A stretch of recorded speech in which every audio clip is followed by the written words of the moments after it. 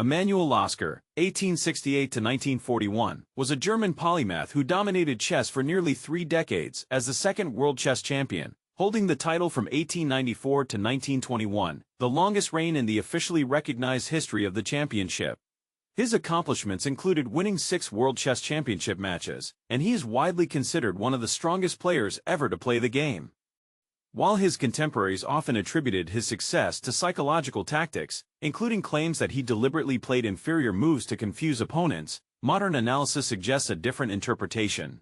Rather than relying on psychological warfare, Lasker appears to have been ahead of his time in developing a more flexible and pragmatic approach to chess than was common in his era. Though well-versed in contemporary opening theory, he frequently challenged accepted analyses, developing his own understanding of positions. Despite publishing chess magazines and 5 books on the game, Lasker's methods proved difficult for later players and commentators to systematize and learn from, perhaps because his approach was more complex and nuanced than previously understood.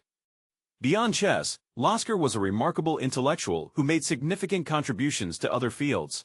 He excelled at contract bridge and wrote about both bridge and Go, as well as creating his own game called Lasker. His mathematical career was distinguished by important work in commutative algebra, particularly his proof of the primary decomposition of ideals in polynomial rings. Although his philosophical works and dramatic writing received less attention, they further demonstrated his wide-ranging intellectual interests. Early years, 1868 to 1894. Emanuel Lasker was born in 1868 in Berlinchen, Neumark, now Barlinek, Poland, to a Jewish family, his father being a cantor. At age 11, he moved to Berlin to study mathematics, living with his older brother Berthold, who taught him chess and would later become one of the world's top 10 players. To support himself, young Emanuel played chess and cards for small stakes at the Café Kaiserhof.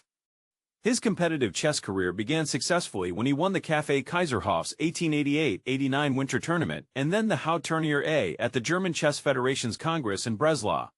The Hauptturnier victory, which earned him his master title, was particularly dramatic. Lasker had to win his final 2 games and a playoff to overcome von Fairfield's lead. This master title allowed him to compete in higher-level tournaments and launched his professional career.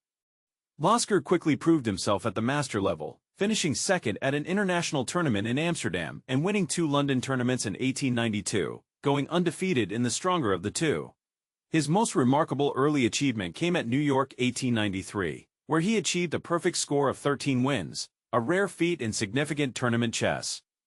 His match play during this period was equally impressive. Between 1889 and 1893, he won all his matches except for a drawn playoff against his brother Berthold, defeating strong players like Kurt von Bardeleben, Joseph Henry Blackburn, and Jackson Showalter.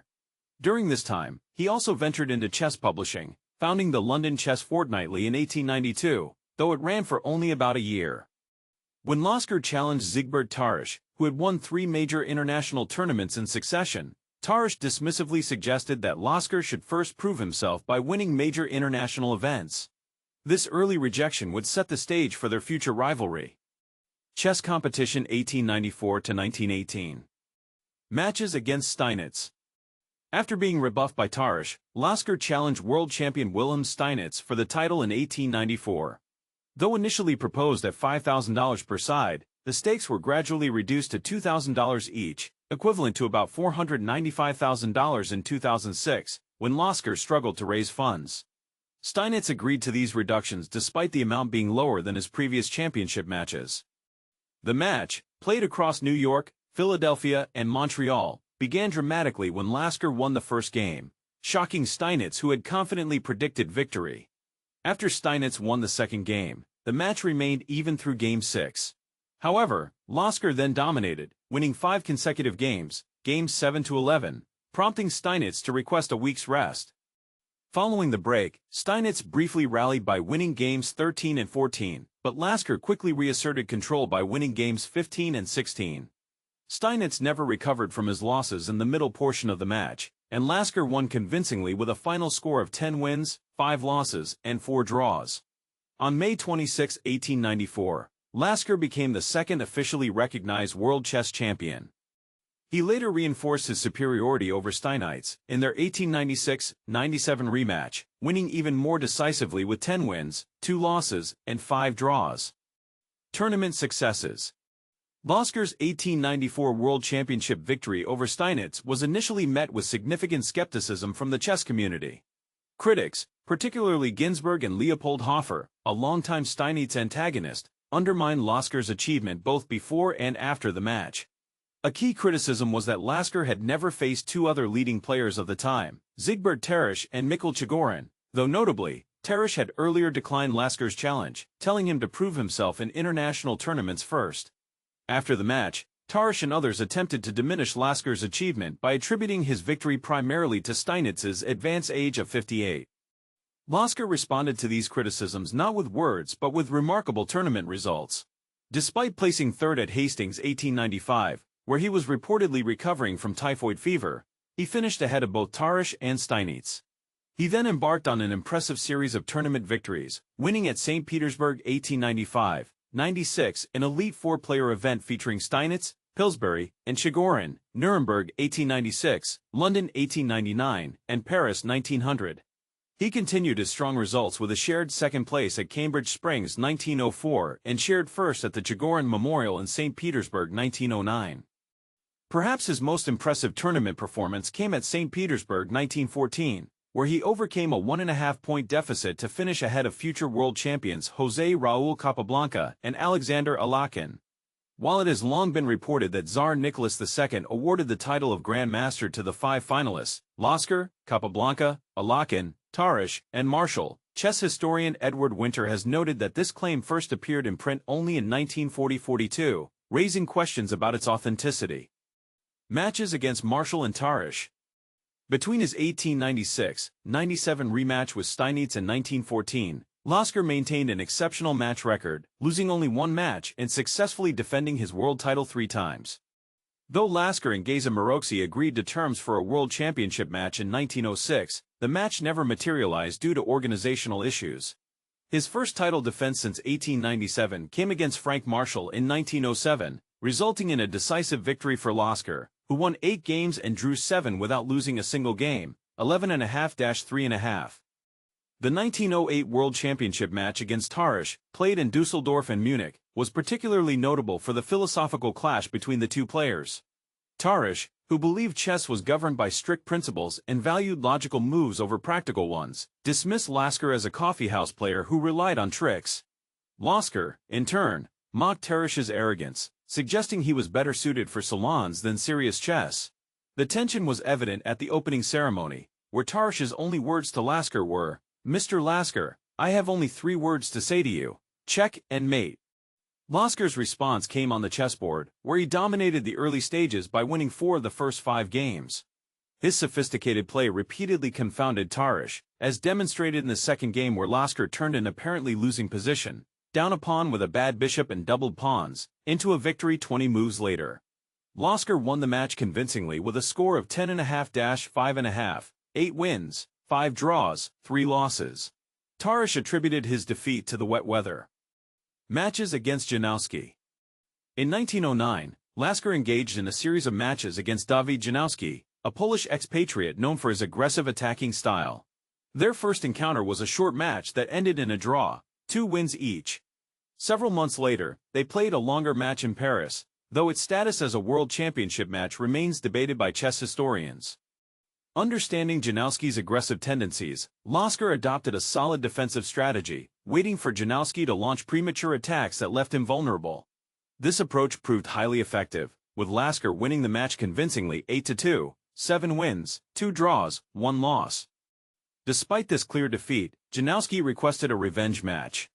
Lasker agreed, and they played an official World Championship match in Berlin in late 1910. The result was even more decisive, with Lasker crushing Janowski 9.5-1.5, 8 wins, 3 draws, no losses. Janowski's frustration with Lasker's style was evident when he complained to Edward Lasker, "Your hominem plays so stupidly that I cannot even look at the chessboard when he thinks. I am afraid I will not do anything good in this match." This comment revealed Janowski's complete inability to understand Lasker's sophisticated strategic approach. Match against Schlechter. In January to February 1910, between his Janowski matches, Lasker defended his world championship against Karl Schlechter, a modest player known for his peaceful style and high draw rate, around 80% of his games. The match proved to be one of the most dramatic of Lasker's career. The contest began with 4 drawn games, as Schlechter successfully defended against Lasker's attacks. The match took a dramatic turn in the 5th game when Lasker blundered away a winning position, giving Schlechter the lead. The next 4 games were drawn, though not without excitement. Schlechter saved a game while a pawn down in the 6th, nearly won with a beautiful exchange sacrifice in the 7th, and was fortunate when Lasker blundered a winning position into a draw in the 9th. Going into the final game, Schlechter led 5-4 and needed only a draw to win the championship. In a tense 10th game, Schlechter gained a significant advantage but missed a clear win on move 35. He then took increasingly desperate risks and eventually lost the game, allowing Lasker to retain his title with a 5-5 draw. While some have suggested that Schlechter played aggressively in the final game because the match terms required him to win by 2 games, this appears to be incorrect. According to Austrian chess historian Michael N., citing Schlechter's own comment in Allgemeine Sportzeitung, the match terms simply stated that the winner on points will receive the title of world champion with draws to be decided by an arbiter. This was apparently agreed upon when the match was reduced from its originally planned 30 games to 10 games. Abandoned challenges. In 1911, rising star José Raúl Capablanca challenged Lasker for the world title. Lasker, concerned about playing a traditional first-to-10 wins match in Havana's tropical climate, especially given the increasing frequency of draws, made several counterproposals. These included a 2-game lead requirement for victory, a 30-game limit, champion's choice of venue and publishing rights, a $2,000 challenger's deposit, and specific time controls, 12 moves per hour in 2 2.5-hour daily sessions, 5 days weekly. Capablanca objected to several conditions, particularly the time limits and the 2-game lead requirement. The negotiations broke down when Lasker took offense at Capablanca's criticism of the 2-game lead condition, leading to a frost in their relationship until 1914. They reconciled at the St. Petersburg tournament, where Capablanca proposed standardized rules for world championship matches that gained universal acceptance among top players. In 1912, Lasker negotiated for a title match with Akiba Rubinstein, whose recent tournament results matched or exceeded both Lasker's and Capablanca's. Though both players agreed to the match in principle, it never materialized because Rubinstein couldn't secure financial backing, highlighting the flaws in the contemporary championship system. The outbreak of World War I in 1914 effectively ended hopes for immediate matches with either Rubinstein or Capablanca. During the war years, 1914 to 1918, Lasker played only 2 significant chess events: a convincing non-title victory over Tarish in 1916, 5.5-half, and a winning performance in a 4-player tournament in 1918, where he finished half a point ahead of Rubinstein. Academic activities 1894 to 1918. Despite his chess success, Emanuel Lasker was also a significant intellectual figure, particularly in mathematics. His parents recognized his mathematical talent early and sent him to study in Berlin, where he also discovered his chess abilities. After obtaining his Abitur in Landsberg an der Warth, now Gorzów Wielkopolski, Poland, he studied mathematics and philosophy at universities in Berlin, Göttingen, where David Hilbert was one of his doctoral advisors, and Heidelberg. His mathematical career included several notable achievements. He published 2 articles in Nature in 1895, and on Hilbert's advice, pursued doctoral studies at Erlangen from 1900 to 1902. His doctoral thesis, Über Reihen auf der Konvergenzgrenze, on series at convergence boundaries, was published by the Royal Society in 1901. His most significant mathematical contribution came in 1905 with a theorem on primary decompositions, which Emmy Noether later generalized into what became a fundamental concept in modern algebra and algebraic geometry. Though Lasker held brief positions as a mathematics lecturer at Tulane University, 1893, and Victoria University in Manchester, 1901, he was unable to secure a permanent academic position and continued his scholarly work independently. Beyond mathematics and chess, Lasker ventured into philosophy. In 1906, he published Kampf, Struggle, attempting to develop a general theory of competitive activities encompassing chess, business, and war. He followed this with 2 philosophical works, Das Begreifen der Welt, Comprehending the World, in 1913, and Die Philosophie des Unvollenbar, The Philosophy of the Unattainable, in 1918. Other activities 1894 to 1918. In 1896-97, Lasker published Common Sense in Chess, based on his 1895 London lectures. His involvement in chess literature and promotion continued with various projects over the next decade. In 1903, he participated in a 6-game match in Ostend against Mikhail Chigorin, narrowly losing a contest sponsored by Isaac Rice to test the Rice Gambit. Lasker later became secretary of the Rice Gambit Association in 1906, supporting Rice's views on the parallels between chess and military strategy.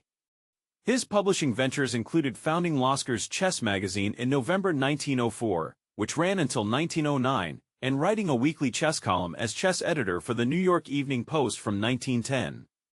Around 1907-08, Edward Lasker introduced a manual to the game of Go, which became a lasting passion. He developed into one of Germany and Europe's strongest Go players and contributed to Deutsche Go Zeitung. He reportedly claimed that had he discovered Go earlier, he might never have become world chess champion. In July 1911, at age 42, Lasker married Martha Cohn, née Bamberger, a wealthy widow slightly older than himself who wrote popular stories under the pen name L. Marco. They made their home in Berlin. World War I proved financially disastrous for Lasker, as he invested all his savings in German war bonds, which were nearly wiped out by wartime and post-war inflation. During the conflict, he authored a pamphlet arguing that German defeat would endanger civilization. Match against Capablanca. In January 1920, Lasker and José Raúl Capablanca signed an agreement for a 1921 World Championship match. The contract included an unusual clause allowing Lasker to play anyone else for the title in 1920, with the provision that if he lost such a match or resigned the title, Capablanca would become world champion, similar to a clause in his earlier agreement with Rubinstein. The American Chess Bulletin reported in mid-1920 that Lasker had resigned the title to Capablanca, supposedly due to unpopular match conditions, though the bulletin suggested the real issue was inadequate financial backing. However, Lasker was unaware that Havana enthusiasts had raised $20,000 for the match. When Capablanca traveled to the Netherlands to inform Lasker of this funding, Lasker agreed to play but insisted on being considered the challenger since he had resigned the title. Capablanca accepted this condition in writing, and Lasker stated that if he won, he would resign the title to allow younger players to compete. The match took place in March to April 1921. After 4 drawn games, Lasker blundered in the 5th game. Capablanca's solid style led to 4 more draws before he won the 10th game when Lasker failed to generate sufficient activity in an isolated queen-pawn position. Capablanca won the 11th and 14th games as well, leading to Lasker's resignation of the match. Chess experts have differed in their analysis of the match. While Ruben Fine and Harry Golombek attributed the result to Lasker being mysteriously out of form, Vladimir Kramnik believed Lasker played well in what was an even and fascinating fight until his final blunder. Kramnik noted that Capablanca's advantages included being 20 years younger, slightly stronger, and having more recent competitive experience. European life and travels. After losing the World Championship to Capablanca in his early 50s, Lasker largely retired from serious match play, with his final match being an uncompleted exhibition against Marshall in 1940. However, he achieved several notable tournament successes in the 1920s, winning Marewska Ostrava 1923. Without losing a game, and New York 1924, finishing ahead of Capablanca, and placing second at Moscow 1925 behind Bogolubo but ahead of Capablanca. During the 1925 Moscow tournament, Lasker learned that a play he had written with his brother Berthold, Vom Menschen die Geschichte, had been accepted by Berlin's Lessing Theater. The news so distracted him that he lost badly to Carlos Torre that day. The play ultimately proved unsuccessful. Lasker remained intellectually active, publishing several important books including Lehrbuch des Schachspiels, 1926, published in English as Lasker's Manual of Chess in 1927. He also wrote about other games, including Encyclopedia of Games, 1929, Das Verständige Kartenspiel, 1929, and Brettspiele der Völker, 1931, which included analysis of Go and his own invented game, Laska. He became an expert bridge player, representing Germany internationally in the early 1930s. The rise of Nazi Germany in 1933 forced Lasker and his Jewish wife Martha to flee the country. After briefly staying in England, they were invited to the USSR in 1935 by Nikolai Krylenko. Lasker renounced his German citizenship, became a Soviet citizen, and took positions at Moscow's Institute for Mathematics and as trainer of the USSR national chess team. Despite his advanced age, Lasker returned to competitive chess for financial reasons, achieving impressive results including third place in Moscow in 1935 at age 66, finishing undefeated, ahead of Capablanca, a performance dubbed a biological miracle. He also competed in Zurich 1934, Moscow 1936, and Nottingham 1936. Settling in the United States. In August 1937, Emanuel and Martha Lasker decided to leave the Soviet Union. They traveled through the Netherlands before settling in the United States in October 1937, first in Chicago and then in New York. While officially visiting Martha's daughter, their departure may have been influenced by the political turmoil in the Soviet Union. In America, Lasker, now in his later years, supported himself by giving chess and bridge lectures and exhibitions, as he was too old for serious competitive play. His final publication came in 1940 with The Community of the Future, a book that addressed major political issues of the time, including anti-Semitism and unemployment, demonstrating his continued engagement with social and political thought even in his final years. Assessment: Playing strength and style. Lasker's playing style has been the subject of much analysis and debate. While he was often described as having a psychological method, with Richard Reddy suggesting he deliberately played inferior moves to unsettle opponents, Lasker himself rejected this characterization, and modern experts generally agree.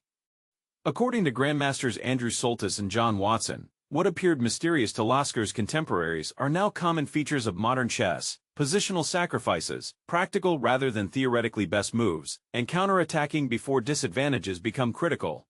Vladimir Kramnik noted that Lasker's ability to convert different types of advantages, tactical into strategic and vice versa, confused his contemporaries, who were still adapting to Steinitz's theories.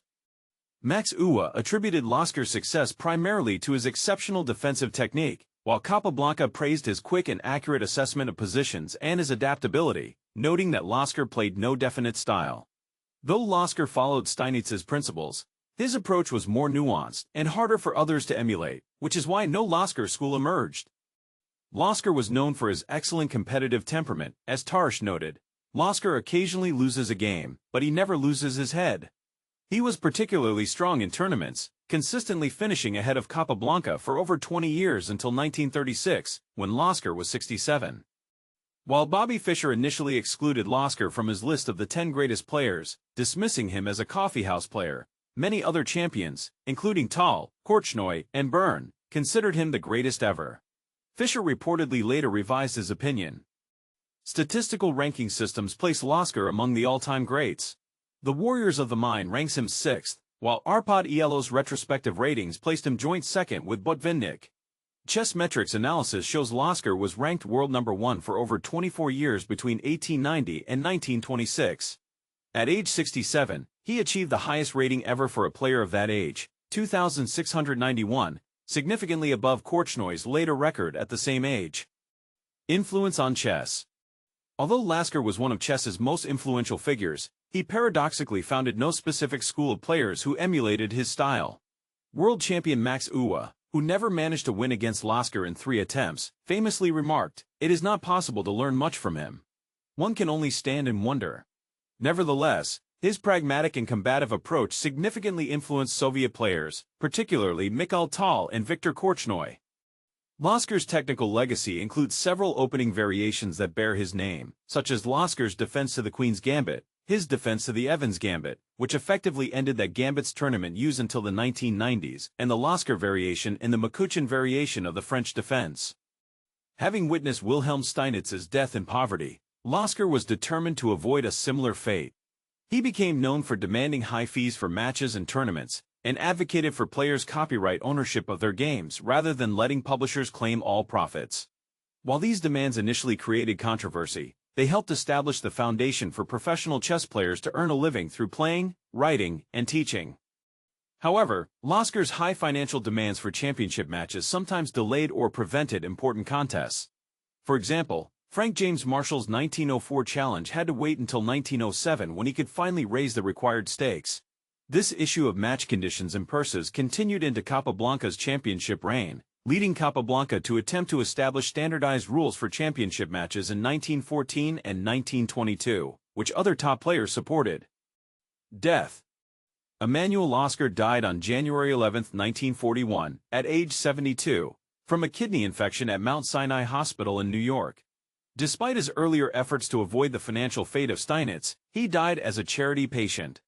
His funeral service was held at the Riverside Memorial Chapel, and he was buried at Beth Olam Cemetery in Queens, New York. A notable aspect of Lasker's life was his friendship with Albert Einstein, who wrote the introduction to Jacques Hanneke's 1952 posthumous biography, Emanuel Lasker, The Life of a Chessmaster. Einstein's introduction revealed his deep respect for Lasker, describing him as one of the most interesting people I came to know in my later years.